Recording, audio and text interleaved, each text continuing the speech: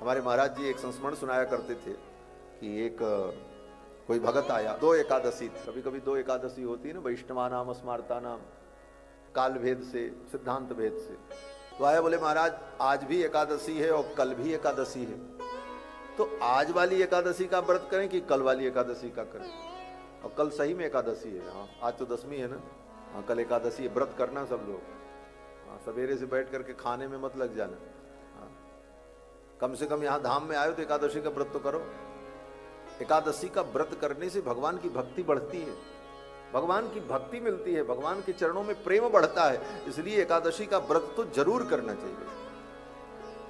कल एकादशी, और एकादशी में तो अगर व्यक्ति अन्न खाता है तो बिना पाप किए पापी हो जाता। क्यों? बोले एकादशी के दिन सब पाप आकर के अन्न में बैठ जाते हैं। ये एकादशी तिथि जब आई ना, तो जितने पाप थे सब चिल्लाने लगे, कहां जाएं, ये एकादशी तिथि हमको भस्म कर देगी, बचने की कोई जगह नहीं है। तो सारे पाप भगवान के पास गए। बोले महाराज हम कहां जाएं? तो भगवान ने कहा अब आज एकादशी है, तुम कहीं भी जाओगे तो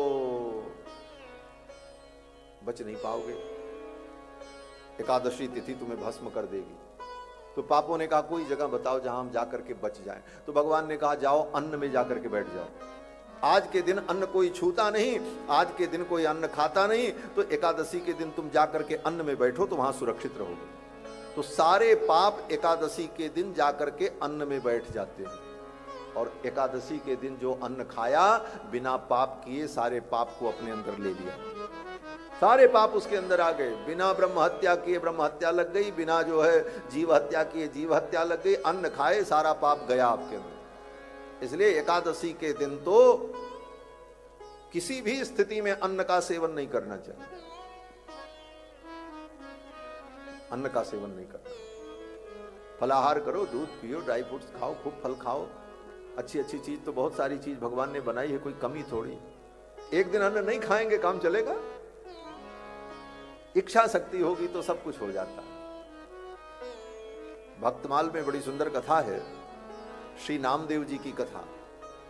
पंडरीनाथ भगवान के परम भक्त श्री नामदेव जी, उनकी एकादशी व्रत की निष्ठा ऐसी विलक्षण महाराज, उनकी एकादशी की निष्ठा की परीक्षा लेने के लिए भगवान आए और एकादशी के दिन आए, बूढ़े ब्राह्मण का रूप धारण करके, कांपते हुए डगडग ऐसे करते, अब गिरे कि तब गिरे।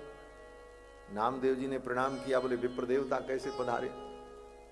तो भगवान ही ब्राह्मण बन करके आए थे, पंडरीनाथ भगवान। पंडरीनाथ भगवान ने कहा नामा मुझे बहुत भूख लगी है, मुझे कुछ खिला दे। तो क्या खाएंगे आप? आज तो एकादशी है। तो भगवान ने कहा मुझे भूख लगी, मुझे चावल खिलाओ, मुझे चावल खाने की इच्छा है। अगर चावल नहीं मिला तो मेरा प्राण निकल जाएगा, मुझे भात खाने की इच्छा है। नामदेव जी ने कहा विप्र देवता मैं आपको प्रणाम करूं, आज तो मैं आपको भात और चावल दाल नहीं खिला सकता। आप फलाहार कहो तो खिलावें, फल खिलावें, मेवा खिलावें, दूध पिलावें, लेकिन अन्न तो मैं नहीं दे सकता, मैं तो अन्न छू भी नहीं सकता, आज तो एकादशी है। भगवान ने कहा नहीं हम तो खाएंगे। भगवान के लिए एकादशी नहीं होती, एकादशी मनुष्यों के लिए, हमारे आपके लिए। एकादशी के दिन भगवान को तो अन्न का भी भोग लगता है, लेकिन हम नहीं खाते। एकादशी के दिन भगवान को अन्न भोग लगेगा, लेकिन वो प्रसाद उस दिन कोई वैष्णव नहीं लेगा। जब एकादशी बीत जाएगी तो दूसरे दिन द्वादशी को वो प्रसाद लेगा। तो भगवान के लिए तो कोई एकादशी नहीं होती, एकादशी तो भक्तों के लिए होती। भगवान ने कहा हम तो खाएंगे, हमको खिलाओ, हमको भूख लगी।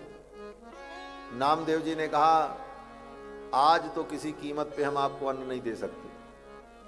बूढ़े ब्राह्मण के रूप में आए हुए भगवान ने कहा तब तो मैं मर जाऊंगा, अगर अन्न नहीं मिला तो मेरे प्राण चले जाएंगे।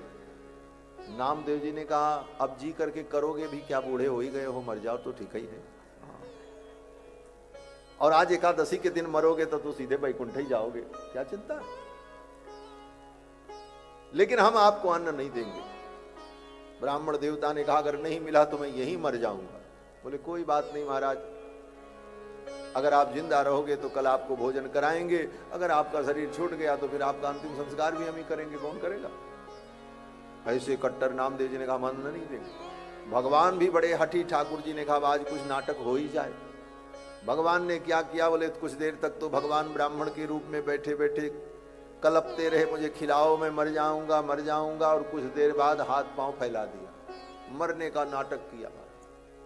ये ठाकुर जी से बड़ा नाटकी दुनिया में कोई हो ही नहीं सकता, इनसे बढ़िया नाटक कोई कर नहीं सकता। सारा नाटक तो इन्हीं का है, क्या क्या नाटक करें कोई ठिकाना नहीं।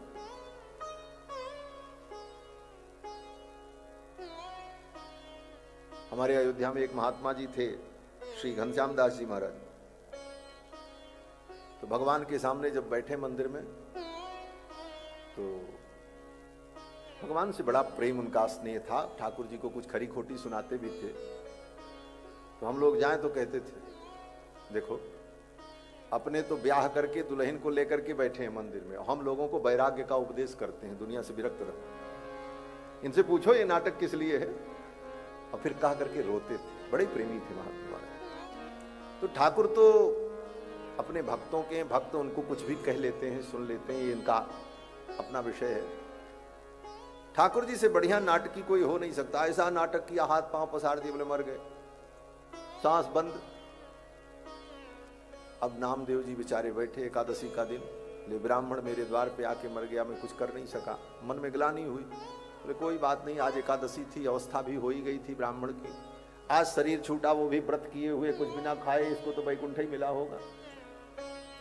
हाँ, लेकिन तब तक नारद भगवान ने सबको प्रेरणा दे दी, जितने वहां के ब्राह्मण थे सब चले आए, विद्वान बड़े बड़े वैदिक लोग, सब वैदिक ब्राह्मणों ने आकर के कहा, नामा तेरे दरवाजे पर ये ब्राह्मण भोजन मांग मांग करके मर गया, तू इसे भोजन नहीं दे सका, धिक्कार है तुझे। अगर इसे भोजन मिल जाता तो इसके प्राण बच जाते, और अगर प्राण बच जाते तो कितनी एकादशी का व्रत आगे करता, लेकिन एक एकादशी के चक्कर में तूने इस ब्राह्मण को मार डाला। अब कहने वालों के पास तो तर्क बड़े विलक्षण होते, किसी भी बात को गलत और सही सिद्ध करने के लिए तर्क की केवल जरूरत है। अगर तर्क सटीक है तो किसी भी बात को आप अच्छे ढंग से प्रस्तुत कर दो, लोग मान लेगा हाँ यही ठीक है। लोगों ने कहा अगर ये जिंदा रहता तो आगे कितनी एकादशी करता, कितने धर्म कर्म करता, और एक एकादशी के चक्कर में इस ब्राह्मण को मार डाला, भोजन नहीं दिया, तुमको तो ब्रह्म हत्या लग गई। अब तो नामदेव जी बड़े दुखी, सब ब्राह्मणों ने कहा तुमको ब्रह्म हत्या लग गई। अब ब्राह्मण लोग जो निर्णय कर दें, वेद शास्त्र के आधार पर सबको मानना ही पड़ता। ब्राह्मणों ने कहा तुमको ब्रह्म हत्या लगी, इसका प्रायश्चित करना होगा। नामदेव जी ने कहा क्या प्रायश्चित होगा? बोले प्रायश्चित यही है कि इस ब्राह्मण को गोद में लेकर के तुम चिता में बैठो, इसका भी अंतिम संस्कार हो और इसी के साथ तुम भी जलो, यही प्रायश्चित। नामदेव जी ने कहा ठीक है, अगर ऐसी बात है तो यही करेंगे, हमें स्वीकार है। एकादशी बीती। अब महाराज एकादशी के बाद अब उनके अंतिम संस्कार की तैयारी हुई, चिता लगी, समाज के लोग आए, पूरे पंढरपुर के बड़े बड़े विद्वान ब्राह्मण सब एकत्रित हो गए। नामदेव जी ने उस ब्राह्मण को गोद में उठाया, वो तो भगवान ही थे, पंढरीनाथ भगवान, लिया, चिता पर चढ़ने चले। भगवान सांस बंद किए पड़े हुए हैं, मरने का नाटक कर रहे हैं। धीरे से आंख खोल करके भगवान ने देखा, अरे ये नामा तो स्वयं मरेगा, हमको भी जलाएगा आज, ये नाटक लगता है अब तो गड़बड़ होने वाला है। ठाकुर जी ने सोचा अब क्या करें, लेकिन नामदेव जी तो दृढ़ थे, ले करके भगवान को गोद में चिता पर बैठ गए, कोई भय नहीं, कोई संकोच। लोगों ने चिता में आग लगाई, और चिता में जब आग लगी तो नामदेव जी भगवान का संकीर्तन करने लगे, विट्ठल विट्ठल विट्ठला पांडुरंग विट्ठला। अब ठाकुर जी ने सोचा ये तो हमें तो कुछ नहीं होगा, अग्नि भगवान को क्या जलाएगी। भगवान ने सोचा हमें तो कुछ नहीं होगा, लेकिन ये मेरा भक्त नामदेव जल जाएगा। वो बूढ़े ब्राह्मण के रूप में ठाकुर जो आए थे, अपने से उनका हाथ पैर नहीं हिल रहा था, मर चुके थे, लेकिन अचानक उनके अंदर इतनी शक्ति आई कि वो उठ करके खड़े हुए और नामदेव जी को अपने कहाँ गया। नामदेव जी मुस्कुराने लगे, बोले कोई और नहीं था, वो मंदिर में बैठे हैं जाके। यही है ऐसी एकादशी की निष्ठा कि प्राण देने को तैयार, लेकिन एकादशी के दिन अन्न नहीं खाए। तो बात मैं कह रहा था, आचार्य जी का एक दृष्टांत दे रहा था। एक कोई सज्जन आए, बोले महाराज आज भी एकादशी है और कल भी एकादशी, तो आज वाली एकादशी व्रत करें कि कल वाली करें? तो महाराज जी ने कहा अगर मुझसे पूछते हो तो आज वाली कर लो, तो उन्होंने कहा कल तो वैष्णवा नाम है, वैष्णव की एकादशी तो कल है, हम वैष्णव हैं, तो कल वाली क्यों न रहे। तो महाराज जी हंसने लगे। महाराज जी ने कहा अगर कल तुम रहना तो कल वाली भी रह लेना, आज वाली तो आज रह लो।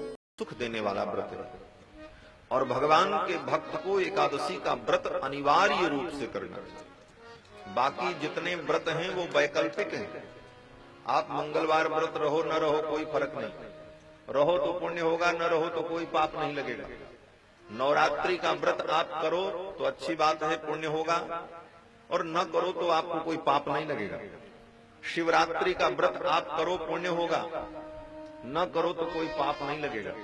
लेकिन एकादशी का व्रत ऐसा है कि एकादशी का व्रत करो तो पुण्य होगा और न करो तो पाप लगेगा।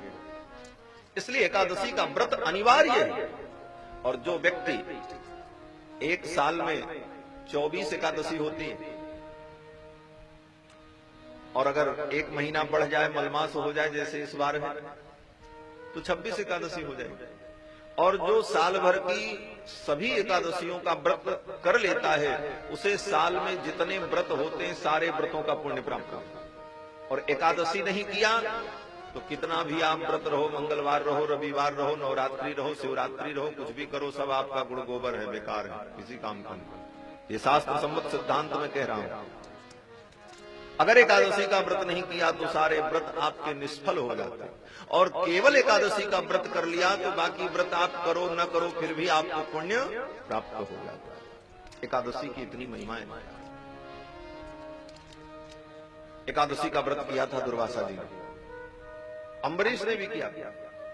दुर्वासा जी ने कहा राजन कल हम लोगों ने एकादशी का व्रत किया था, आज द्वादशी है, जा रहे हैं यमुना में स्नान करके आएंगे और फिर द्वादशी व्रत का पारण करेंगे।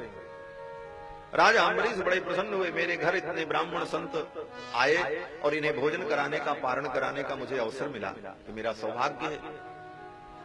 राजा अम्बरीश ने कहा महाराज आपको पारण कराने के बाद हम भी अपने व्रत का पारण करेंगे। ऐसा कहकर के विदा किया। दुर्वासा जी अपने शिष्यों के साथ स्नान करने गए और स्नान करके लौटने में हो गई देर। पूजा पाठ करते जब तक करते विलंब हुआ।